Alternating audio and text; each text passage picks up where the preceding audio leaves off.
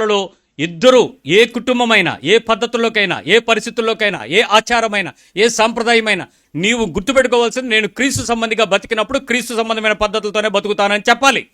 ఏ పరిస్థితుల్లోనైనా సరే రాజీ పడ్డానికి కుదరదు. అందుకే యేసు ప్రభు చెప్తునేటప్పుడే పెద్ద యుద్ధాలు అయిపోయినాయి, గొడవలు అయిపోయినాయి. ఊరుకోలే, మనుషులు తిరగబడిపోయారు. ఏట్రా నువ్వు ఇలా చెప్తావు, మాట్లాడితే మమ్మల్ని అందరిని ఎడదీసేస్తావా, తల్లిని పిల్లని అని తిరగబడ్డారు.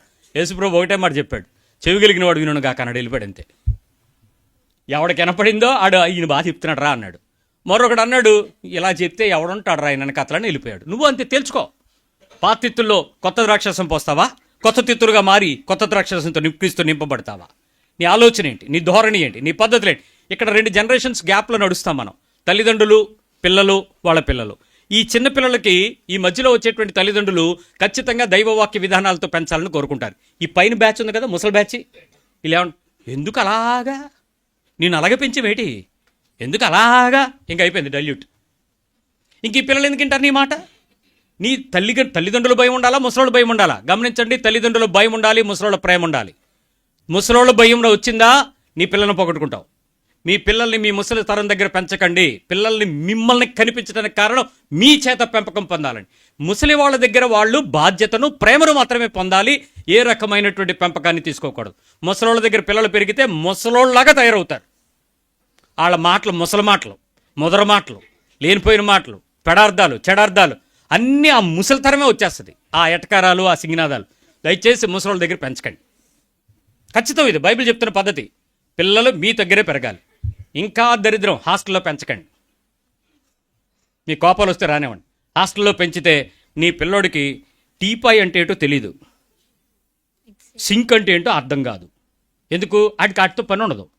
ఆడికి ఎంతసేపు లేచామా, హాస్టల్లోకి వెళ్ళామా, ఆ ప్లేట్లో ఏం పెట్టారో మింగామా, మళ్ళీ వచ్చి పడుకున్నామా, అంతే. ఆడి బెడ్ మడత కూడా ఆడి పెట్టడం. ఇంకడికి ఏ పని తెలుసు దీంట్లో, ఏ బాధ్యత వస్తుంది వాడికి? మీరేమో పిల్లలకి మార్కులు, నేను ఇందాకే చెప్పాను. వాడిని ఏ రకంగా పెంచాలనుకుని దేవుడు అనుకుంటున్నాడు, నువ్వెలా పెంచుదాం అనుకుంటున్నావు? వాడి దైవ భయంలో పెరగాలనుకుంటున్నావా? ఇంట్లో పెంచు, నువ్వు పెరుగు, నువ్వుండు వాక్యంలో, నువ్వు నిలబడు, నువ్వు సిద్ధపరచు. ఉద్యోగాలు, బాధ్యతలు మీరు ఒకటే చెప్తారు, మీకోసమేరా తల్లిదండ్రులు, పిల్లల కోసమేరా మేము ఇదంతా ఇంత కష్టపడుతున్నామంటే ఎవరి కోసం? మీకోసమే. ఆడు రేపు అడుగుతాడు, నువ్వు లేకుండా నీ కోసం అంట డాడీ అని. మీరుంటేనే కదా మా కోసం, మీరు మాతో ఉంచితేనే కదా మేము మీకోసం. మమ్మల్ని తీసుకెళ్ళి ఎక్కడో పడేసి మీకోసమే పెంచుతున్నవారు అంటే హాస్టల్ ఫీజు కట్టడానికి ఏటీఎం మిషన్లో తయారైతే ఉపయోగం ఏంటి? నీ కుటుంబం దేవునిలో పెరగాలని, దేవుని చిత్తంలో పెరగాలని, దేవుని నీతిలో పెరగాలని, దేవుని సంఘంలో పెరగాలని, దైవ దీవెనల మధ్య పెరగాలని, ఇది కాదు దేవుడు కోరుకున్నది. నేను మళ్ళీ చెప్పనా, మీ పిల్లల్ని మీరు ఎంత హాస్టల్లో పెట్టినా, ఎంత పెద్ద కాలేజీల్లో పెట్టినా, ఎంత స్టాన్ఫోర్డ్ యూనివర్సిటీలో మీరు దాచినా, దేవుళ్ళు లేకపోతే మీ పిల్లల బతుకంత దరిద్రమైన బతుకు ఇంకో బతుకుండదు. నీ ఇంటి పక్కన పెట్టుకో, నీ ఇంట్లో పెట్టుకో, బైబిల్ ప్రకారం బతుకు, క్రైస్తవ సంఘంలో పెంచు, దేవుని నీతిలో వాక్యంతో కట్టబడు. నీ పిల్లల్ని గల్లీలో ఉద్యోగం చేసినా ఆత్మీయ విలువలు కలిగినటువంటి జీవితాలు జీవిస్తారు, అనేకులకు మాదిరిగా తయారవుతారు. ఇది దేవుని వాక్యం. దేవుని మాటతో ఏ రోజు ఎవడో చెడిపోయిన వాడు లేడు, నమ్మి అడుక్కున్నవాడు లేడని బైబిల్ ఖచ్చితంగా